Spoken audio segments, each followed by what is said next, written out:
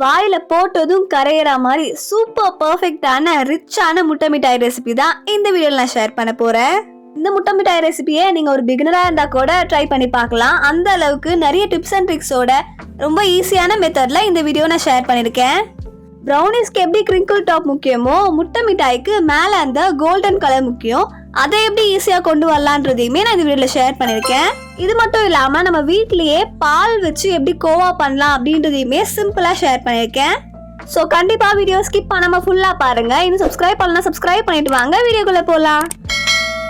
First நம்ம கோவா பண்ணி எடுக்க போகிறோம். அதனால் நான் ஃபர்ஸ்ட் இந்த மாதிரி ஒரு அடிகனமான பாத்திரம் எடுத்திருக்கேன். இதுக்கப்புறமா நம்மளுக்கு 1 லிட்டர் அளவுக்கு பால் தேவைப்படும். பால் ஃபுல் க்ரீம் மில்காக பார்த்து எடுத்துக்கோங்க. நான் இன்னைக்கு ஆரோக்கியா பால் தான் யூஸ் பண்ணியிருக்கேன். இப்போ இந்த பாலை நம்ம ஆல்ரெடி எடுத்து வச்சிருந்த பாத்திரத்தில் ஆட் பண்ணிக்கலாம். பால் கூட தண்ணியெல்லாம் ஆட் பண்ணாமல் இந்த பாலையே பார்த்தீங்கன்னா நல்லா காசி எடுக்க போகிறோம். கடையிலே பார்த்தீங்கன்னா அன்ஸ்வீட்டன் கோவான்னு சொல்லிட்டு விற்கும். அதை கூட நீங்கள் யூஸ் பண்ணிக்கலாம். இல்லை அந்த மாதிரி கிடைக்கல அப்படின்னா இந்த மாதிரி நீங்கள் வீட்லேயும் கோவா பண்ணலாம்.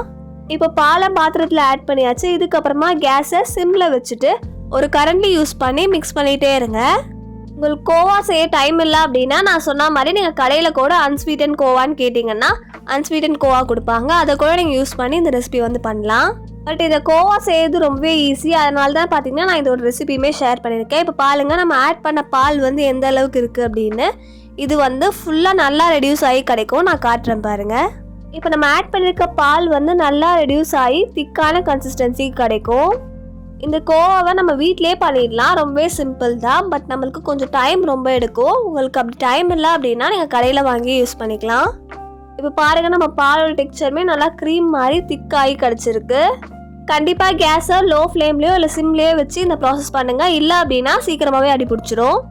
நீங்கள் ஒரு ஹோம் பேக்கர் அப்படின்னா கண்டிப்பாக இந்த ரெசிபியை ட்ரை பண்ணி உங்கள் மெனுவில் ஆட் பண்ணி பாருங்கள். இது ரொம்பவே ட்ரெண்டிங்காக இப்போ போயிட்டுருக்க ரெசிபி. அதனால் கஸ்டமர்ஸ்மே பார்த்தீங்கன்னா நிறைய பேர் வாங்கி சாப்பிடுவாங்க. இப்போ பாருங்கள், நம்ம ஆட் பண்ண பால் எவ்வளோ நல்லா ரெடியூஸ் ஆகி நல்லா திக்காகி கிடச்சிருக்கு அப்படின்னு. இது இன்னுமே பார்த்தீங்கன்னா நல்லா திக்கான கன்சிஸ்டன்சிக்கு வரும். அது வரைக்கும் நம்ம பொறுமையாக மிக்ஸ் பண்ணிகிட்டே இருக்கலாம். நிறைய பேர் ப்ரௌனிக்கு ரிலேட்டடாக டவுட்ஸ் அண்ட் என்னோட ஓடிஜி டீட்டெயில்ஸ் எல்லாமே கேட்டிருக்கீங்க. கண்டிப்பாக நான் ஃபியூச்சரில் அதுக்கான வீடியோமே அப்லோட் பண்ணுறேன். அந்த வீடியோலாம் பார்க்கணுன்னா சப்ஸ்கிரைப் பண்ணிக்கோங்க. இப்போ பாருங்கள், நம்ம பால் நல்லா ரெடியூஸ் ஆகி இந்த மாதிரி திக்கான கன்சிஸ்டன்சிக்கு வந்துடுச்சு. இந்த மாதிரி கன்சிஸ்டன்சிக்கு வந்த உடனே கேஸ் ஆஃப் பண்ணிவிடுங்க. இதுதான் பார்த்தீங்கன்னா கரெக்ட் கன்சிஸ்டன்சி. இந்த மாதிரி க்ரீம் மாதிரி கிடைக்கணும். நம்ம இதை அப்படியே ரூம் டெம்பரேச்சரில் சூடு ஆற விடும்போது இது இன்னுமே நல்லா திக்காகி கிடைக்கும். இப்போ நம்ம கேஸ் ஆஃப் பண்ணிவிட்டு இந்த ரூம் டெம்பரேச்சரில் அப்படியே கூல் டவுன் பண்ண விட்டுடலாம். இப்போ பாருங்கள், நல்லா சூடு ஆறினதுக்கப்புறமா நம்ம கோவா நல்லா திக்காகி இந்த மாதிரி க்ரீமியான கன்சிஸ்டன்சிக்கு கிடச்சிருக்கு. உங்களோட கோவாவும் இந்த மாதிரி கன்சிஸ்டன்சியில் தான் இருக்கணும். இது க்ரீமியாகவே இருந்தாலும் அங்கங்கே பார்த்தீங்கன்னா கொஞ்சம் லம்ஸ் இருக்கும். அதனால் நம்ம இதை மெஷர் பண்ணிவிட்டு மிக்சியில் அரைச்சிக்க போகிறோம். நான் இன்றைக்கி 200 கிராம்ஸ் கோவா எடுத்திருக்கேன். நம்ம யூஸ் பண்ண 1 லிட்டர் பாலில் 230 கிராம்ஸ் கிட்ட நம்மளுக்கு கோவா கிடச்சிது. நான் இதுலேருந்து 200 கிராம்ஸ் மட்டும் தனியாக மிக்ஸி ஜாரில் ஆட் பண்ணிவிட்டு இதை அரைச்சி எடுத்துக்கிறேன். நீங்கள் மிக்சியில் ஆட் பண்ணி பிளெண்ட் பண்ணும்போது கூட தண்ணிலாம் எதுவும் ஆட் பண்ணிக்காதீங்க. கோவாவை மட்டும் ஆட் பண்ணி அதை மட்டுமே நல்லா பிளெண்ட் பண்ணி எடுத்துக்கோங்க. பேலன்ஸ் இருக்க கோவாவை பார்த்தீங்கன்னா நீங்கள் சுகர் போட்டு அப்படியே கூட சாப்பிட்றலாம். இல்லை அப்படின்னா ஒரு 2 டேஸ் ஸ்டோர் பண்ணி அதை நீங்கள் யூஸ் பண்ணிக்கலாம். இப்போ பாருங்கள், மிக்சர் ஜாரில் 200 கிராம்ஸ் கோவா ஆட் பண்ணிவிட்டேன். இதை நான் பிளெண்ட் பண்ணி எடுத்துகிட்டு வந்துடுறேன். இப்போ நம்ம கோவாவை நல்லா பிளெண்ட் பண்ணி எடுத்தாச்சு. நம்ம கோவோட கன்சிஸ்டன்சி இந்த மாதிரி தான் இருக்கும். இதுக்கப்புறமா நம்ம மைதாவை மெஷர் பண்ணி எடுத்துக்கலாம். நான் இன்னைக்கு 200 கிராம்ஸ் கிட்ட மைதா எடுத்திருக்கேன். முடிஞ்ச அளவுக்கு நீங்களுமே வெயிங் ஸ்கேலே மெஷர் பண்ணி இன்க்ரீடியன்ஸ் யூஸ் பண்ணுங்கள். கப் மெஷர்மெண்ட் கரெக்டாக தான் இருக்கும். பட் இருந்தாலும் நம்மளுக்கு கரெக்டான மெஷர்மெண்ட் வெயிங் ஸ்கேலில் தான் கிடைக்கும். நான் இப்போ யூஸ் பண்ணுற வெயிங் ஸ்கேலுமே நான் மீஷோவில் தான் வாங்கியிருந்தேன். அதோட ரிவ்யூமே சீக்கிரமாக அப்லோட் பண்ணுறேன். இப்போ 200 கிராம் மைதா எடுத்தாச்சு. இதுக்கப்புறமா நம்ம பாதாமை மிக்சியில் போட்டு அரைச்சி எடுத்துக்க போகிறோம். நான் இன்னைக்கு 25 கிராம்ஸ் அளவுக்கு பாதாம் எடுத்திருக்கேன். இங்கே பாதாம் முந்திரி ரெண்டுமே சேர்த்து 25 கிராம்ஸாக கூட மெஷர் பண்ணி யூஸ் பண்ணலாம். இப்போ நம்ம மிக்சர் ஜாரில் ஆட் பண்ண பாதாம் கூட 2 டேபிள் ஸ்பூன் அளவுக்கு தண்ணி ஆட் பண்ணி ரெண்டுத்தையுமே சேர்த்து நல்லா பிளெண்ட் பண்ணி எடுத்துக்கலாம். தண்ணி அதிகமாக ஆட் பண்ணிடாதீங்க. கரெக்டாக 2 டேபிள் ஸ்பூன் அளவுக்கு ஆட் பண்ணி நம்ம பிளெண்ட் பண்ணி எடுத்தாலே அது கரெக்டான கன்சிஸ்டன்சியில் கிடைக்கும். நீங்கள் தண்ணி எக்ஸ்ட்ராவாக ஆட் பண்ணிட்டீங்க அப்படின்னா நம்ம கட் பண்ணும்போது பீசஸ் கரெக்டாக வராது. அதனால் தண்ணி மட்டும் கொஞ்சம் பார்த்து ஆட் பண்ணிக்கோங்க. இப்போ நம்ம பாதாமும் தண்ணியும் நல்லா பிளெண்ட் பண்ணி எடுத்தாச்சு. இதுக்கப்புறமா இதை நான் ஒரு பவுலில் ட்ரான்ஸ்ஃபர் பண்ணிக்கிறேன். இப்போ இதுக்கப்புறமா நம்ம சர்க்கரையும் மெஷர் பண்ணி எடுத்துக்கலாம். நான் இன்னைக்கு 200 கிராம்ஸ் அளவுக்கு சர்க்கரை எடுத்திருக்கேன். இந்த ரெசிபிக்கு நம்ம சுகரை பவுடர் பண்ண தேவையில்லை. நம்ம நார்மலாக டீ காஃபிக்கு யூஸ் பண்ணுற நார்மல் கேஸ்டர் சுகர் தான் ஆட் பண்ணியிருக்கேன். இப்போ சுகருமே 200 கிராம்ஸ் அளவுக்கு மெஷர் பண்ணிவிட்டு தனியாக எடுத்து வச்சுக்கிறேன். இப்போ எல்லா இன்க்ரீடியன்ஸுமே மெஷர் பண்ணி எடுத்தாச்சு. இப்போ நம்ம பேட்டர் செய்ய ஸ்டார்ட் பண்ணலாம். ஒரு க்ளீனான பாத்திரத்தில் நான் ரூம் டெம்பரேச்சரில் இருக்க 2 முட்டை ஆட் பண்ணிக்கிறேன். முட்டை கண்டிப்பாக ரூம் டெம்பரேச்சரில் இருக்கணும். எப்பயும் போல் ஒவ்வொரு முட்டையாக உடச்சி பார்த்து நல்லா இருக்கான்னு பார்த்துட்டு அதுக்கப்புறமா பாத்திரத்தில் சேர்த்துக்கோங்க. இப்போ நம்ம ஆட் பண்ண முட்டையை இந்த மாதிரி விஸ்க் யூஸ் பண்ணி சும்மா மிக்ஸ் பண்ணி எடுத்துக்கிறேன். இதுக்கு நம்மளுக்கு எலக்ட்ரிக் பீட்டர்லாம் தேவைப்படாது. சும்மா நார்மலாக விஸ்க் யூஸ் பண்ணி நான் மிக்ஸ் பண்ணுற மாதிரி மிக்ஸ் பண்ணி எடுத்துக்கோங்க. இந்த ரெசிபியில் ரொம்ப முக்கியமானது மேலே அந்த கோல்டன் கலர் தான். அதையுமே நம்ம குட்டி ட்ரிக் யூஸ் பண்ணி கொண்டு வரலாம். அதையுமே நான் லாஸ்ட்டில் ஷேர் பண்ணுறேன். இப்போ முட்டையை நல்லா மிக்ஸ் பண்ணி எடுத்ததுக்கப்புறமா இது கூட நம்ம 50 கிராம் அளவுக்கு நெய் ஆட் பண்ண போகிறோம். நான் இன்னைக்கு இந்த உதய் கிருஷ்ணா நெய் தான் யூஸ் பண்ணியிருக்கேன். நீங்கள் எந்த பிராண்டோட நெய் வேணாலும் யூஸ் பண்ணலாம். நான் இந்த பிராண்ட் யூஸ் பண்ணியிருக்கிறதுனால நான் இது காட்டியிருக்கேன். இப்போ 50 கிராம் அளவுக்கு நெய் ஆட் பண்ணிவிட்டு நம்ம ஆல்ரெடி ஆட் பண்ண முட்டை கூட நெய்யுமே நல்லா சேர்த்து மிக்ஸ் பண்ணி எடுத்துக்கலாம். இதையுமே நான் விஸ்க் யூஸ் பண்ணி சும்மா மிக்ஸ் பண்ணி எடுத்துக்கிறேன்.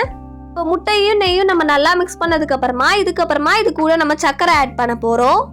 ஆல்ரெடி ஆட் பண்ணி வச்சுருந்த 200 கிராம்ஸ் அளவுக்கு சர்க்கரையும் இதில் ஆட் பண்ணிவிட்டு இதையுமே நல்லா விஸ்க் யூஸ் பண்ணி மிக்ஸ் பண்ணி எடுத்துக்கலாம்.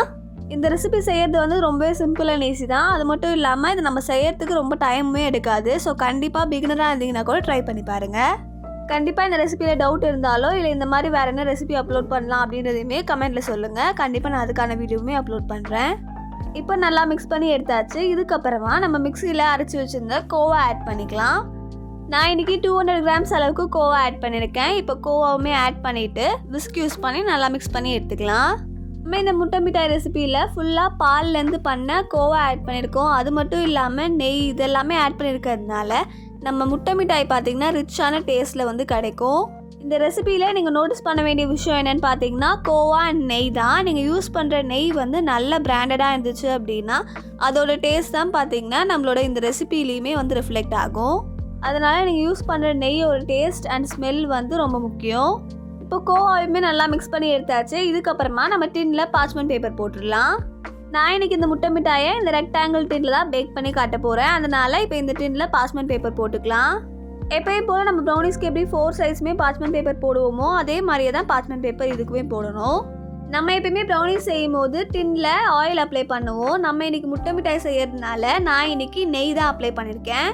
டின்லேயுமே சரி மேலே பார்ச்மெண்ட் பேப்பர் போட்டதுக்கப்புறமாவும் சரி நான் ஃபியூ ட்ராப்ஸ் நெய் தான் ஆட் பண்ணியிருக்கேன். நீங்களுமே இந்த மாதிரி நெய்யே ஆட் பண்ணி அப்ளை பண்ணிக்கோங்க. இதெல்லாமே குட்டி குட்டி விஷயம்தான். பட் இதெல்லாமே நம்மளோட முட்டை மிட்டாயோட டேஸ்ட்டை நல்லா என்ஹான்ஸ் பண்ணி கொடுக்கும். ஸோ கண்டிப்பாக இந்த மாதிரி நெய்யே அப்ளை பண்ணிக்கோங்க. நெய்யுமே நான் காமிச்சிருக்க மாதிரி 2 to 3 ட்ராப்ஸ் மட்டும் ஆட் பண்ணிவிட்டு இந்த மாதிரி ஃபுல்லாக ஸ்ப்ரெட் பண்ணிக்கோங்க. இப்போ இதுக்கப்புறமா எப்பயும் போல் பார்ச்மெண்ட் பேப்பர் மேலே போட்டுட்டு 2 to 3 ட்ராப்ஸ் கிட்ட பார்ச்மெண்ட் பேப்பர் மேலேயுமே நான் நெய் ஆட் பண்ணிவிட்டு ஃபுல்லாக நல்லா ஸ்ப்ரெட் பண்ணி எடுத்துக்கிறேன். இப்போ பாருங்கள் நம்மளோட டின் ரெடி ஆகிடுச்சு. இதை நம்ம ஒரு சைடில் வச்சுட்டு நம்ம பேட்டர் பண்ண ஸ்டார்ட் பண்ணிடலாம். இப்போ நம்ம ஆல்ரெடியே முட்டை சர்க்கரை நெய் கோவா எல்லாத்தையுமே ஆட் பண்ணி நல்லா மிக்ஸ் பண்ணி வச்சுருந்தோம். இப்போ அந்த பாத்திரத்தை எடுத்து ஸ்டவ்வில் வச்சுட்டு லோ ஃப்ளேமில் கொஞ்சம் நேரம் குக் பண்ணி எடுக்க போகிறோம். கண்டிப்பாக இந்த ப்ராசஸ் பண்ணும்போது ஸ்டவ்வை லோ ஃப்ளேம்லேயே வச்சு பண்ணுங்கள். ஹை ஃப்ளேமில் வச்சுங்க அப்படின்னா சீக்கிரமாகவே அடி பிடிச்சிரும். அதனால் முடிஞ்ச அளவுக்கு லோ ஃப்ளேம்லேயே வச்சு பண்ணுங்கள்.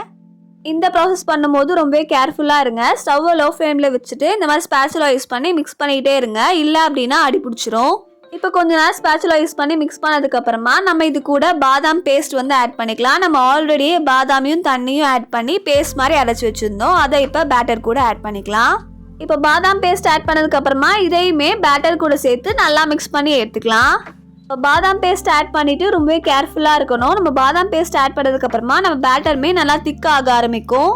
இந்த ஸ்டேஜில் அடி பிடிக்கவும் வாய்ப்பு இருக்குது. அதனால் பக்கத்துலேயே இருந்து ஸ்பேச்சுலா யூஸ் பண்ணி இந்த மாதிரி மிக்ஸ் பண்ணிகிட்டே இருங்க.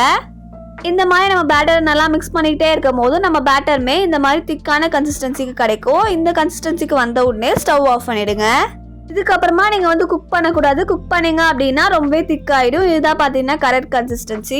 இப்போ நம்மளோட முட்டை மிட்டாய் பேட்டர் ரெடி ஆயிடுச்சு. இதுக்கப்புறமா நம்ம பார்ச்மெண்ட் பேப்பர் போட்டு வச்சிருந்த டின்ல இந்த பேட்டரை ட்ரான்ஸ்ஃபர் பண்ணிக்கலாம். நான் இப்போ சொல்லியிருக்க அளவு வச்சு நீங்கள் முட்டை மிட்டாய் பண்ணீங்க அப்படின்னா உங்களுக்கு 1/2 kg அளவுக்கு முட்டை மிட்டாய் கிடைக்கும். இப்போ நான் அந்த சீக்ரெட் ட்ரிக்கை ஷேர் பண்ணுறேன். நிறைய பேர் முட்டை மிட்டாய் ட்ரை பண்ணியிருப்பீங்க. பட் மேலே அந்த கோல்டன் ப்ரௌன் கிடச்சிருக்காது. அந்த ப்ரௌன் கலர் கிடைக்கணும் அப்படின்னா ஒரு 2 to 3 ட்ராப்ஸ் கிட்ட நெய்யை மேலே அப்ளை பண்ணிக்கோங்க. அவ்வளோதான். இந்த நெய்யை இந்த மாதிரி நம்ம மேலே ஸ்ப்ரெட் பண்ணி எடுக்கும் போது நம்மளுக்கு பேக் ஆகி கிடைக்கும் போது முட்டை மிட்டாய் மேலே நல்லா கோல்டன் ப்ரௌன் கலரில் பேக் ஆகி கிடைக்கும். நம்மளோட ப்ரௌனிஸ்க்கு எப்படி கிரிங்கிள் டாப் அழகாக இருக்குமோ அதே மாதிரி முட்டை மிட்டாய்க்கு அந்த கோல்டன் ப்ரௌன் கலர் தான் ரொம்ப அழகாக இருக்கும். அதனால் கண்டிப்பாக இந்த ப்ராசஸை ஸ்கிப் பண்ணாதீங்க. நெய்யுமே 2 to 3 drops கிட்ட மட்டும் ஆட் பண்ணிக்கோங்க. அதிகமாக ஆட் பண்ணிங்கன்னா டேஸ்ட்டுமே திகட்டுற மாதிரி இருக்கும். நம்ம பீசஸ் போடும்போதுமே பீசஸ் வந்து கரெக்டாக வராது. அதனால் 2 to 3 drops கிட்ட மட்டும் ஆட் பண்ணிக்கோங்க. இப்போ நம்ம இதை பேக் பண்ணி எடுத்துக்கலாம். நான் இன்னைக்கு ஓடிஜியில் தான் பேக் பண்ணி எடுத்திருக்கேன். ஓடிஜியில் 180 degree செல்சியஸ்க்கு 10 minutes ப்ரீஹீட் பண்ணிவிட்டு 20 to 25 minutes பேக் பண்ணி எடுத்துக்கோங்க. டாப் அண்ட் பாட்டம் ராட்மே ஆன் பண்ணிக்கோங்க. ஃபேன்மே ஆனில் இருக்கணும். நான் ரீசெண்டாக போட்ட வீடியோலையுமே இதை கமெண்ட் பண்ணியிருந்தீங்க. அதனால தான் நான் இந்த வீடியோவில் இதை வந்து மென்ஷன் பண்ணியிருக்கேன். குக்கர்லையுமே பண்ணலாம். நான் ஆல்ரெடி குக்கரில் எப்படி பேக் பண்ணணும்னு சொல்லிட்டு ஒரு வீடியோ அப்லோட் பண்ணியிருக்கேன். அந்த வீடியோட லிங்க் டிஸ்கிரிப்ஷனில் கொடுக்குறேன். கண்டிப்பாக செக் பண்ணி பாருங்கள். இப்போ நம்மளோட முட்டை மிட்டாய் நல்லா பேக் ஆகி கிடச்சிருச்சு. மேலே பாருங்கள் நல்லா கோல்டன் ப்ரௌன் வந்து கிடச்சிருக்கு. நம்மளுக்கு இன்னும் கூல் டவுன் ஆகி கிடைக்கும் போது இன்னுமே பர்ஃபெக்டாக கிடைக்கும். இப்போ இந்த முட்டை மிட்டாய் நல்லா 2 to 3 hours கிட்ட கூல் டவுன் ஆனதுக்கப்புறமா நான் பீசஸ் போட்டு காட்டுறேன் பாருங்கள். நான் இந்த முட்டை மிட்டாயை 3 hours கிட்ட கூல் டவுன் பண்ண விட்டுட்டேன். இப்போ பாருங்கள் கோல்டன் ப்ரௌன் கலர் எவ்வளோ பர்ஃபெக்டாக கிடச்சிருக்கு அப்படின்னு. இப்போ நம்ம டின்லேருந்துமே ரிமூவ் பண்ணிவிட்டு பார்ச்மெண்ட் பேப்பரையுமே இந்த மாதிரி எடுத்து விட்டுட்டு நம்ம பீசஸ் போட்டுடலாம். இந்த முட்டை மிட்டாய் நம்ம ப்ரௌனிஸை விட ரொம்பவே சாஃப்டாக இருக்கும். அதனால் நம்ம இதை பீசஸ் போடுறதுமே ரொம்பவே ஈஸி தான். இங்கே நார்மலாக நைஃப் யூஸ் பண்ணியுமே இதை வந்து கட் பண்ணி எடுத்துக்கலாம். நான் இன்னைக்கு பிளாஸ்டிக் ஸ்க்ரேப்பர் யூஸ் பண்ணி கட் பண்ணுறேன். நீங்கள் நார்மல் நைஃப் யூஸ் பண்ணியுமே கட் பண்ணலாம். இல்லை அப்படின்னா நம்ம கேக்ஸ்லாம் கட் பண்ணும்போது யூஸ் பண்ணுவோம் இல்லையா, செரேட்டட் நைஃப், அதை யூஸ் பண்ணியுமே கட் பண்ணலாம்.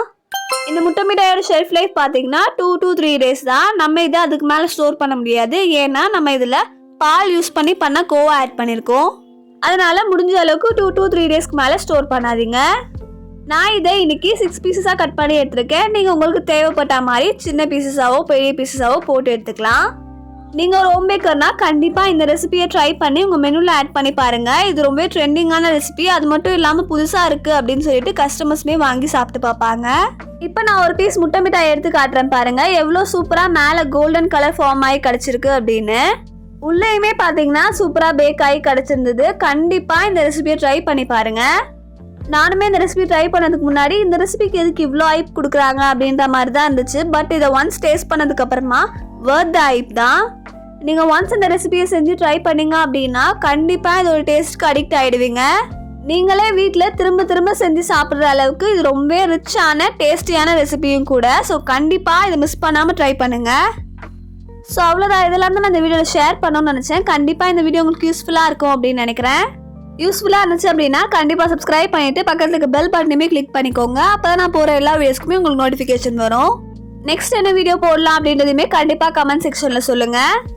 நான் ஃப்யூச்சர்லேயுமே நிறைய யூஸ்ஃபுல்லான ரெசிபிஸ் எல்லாமே பிளான் பண்ணி வச்சுருக்கேன். பன்ஸ் எப்படி பண்ணுறது, ப்ரௌனி ஸ்லாப் எப்படி பண்ணுறது, என்னோட ஓடிஜி டீட்டெயில்ஸ் இதெல்லாமே நான் அப்கமிங் வீடியோஸில் ஷேர் பண்ணுறேன். கண்டிப்பாக உங்களுக்கு வேறு ஏதாச்சும் வீடியோஸோ இல்லை ரெசிபிஸோ வேணும் அப்படின்னா கண்டிப்பாக கமெண்ட் செக்ஷனில் சொல்லுங்கள். அதையுமே நான் வீடியோ அப்லோட் பண்ணுறேன்.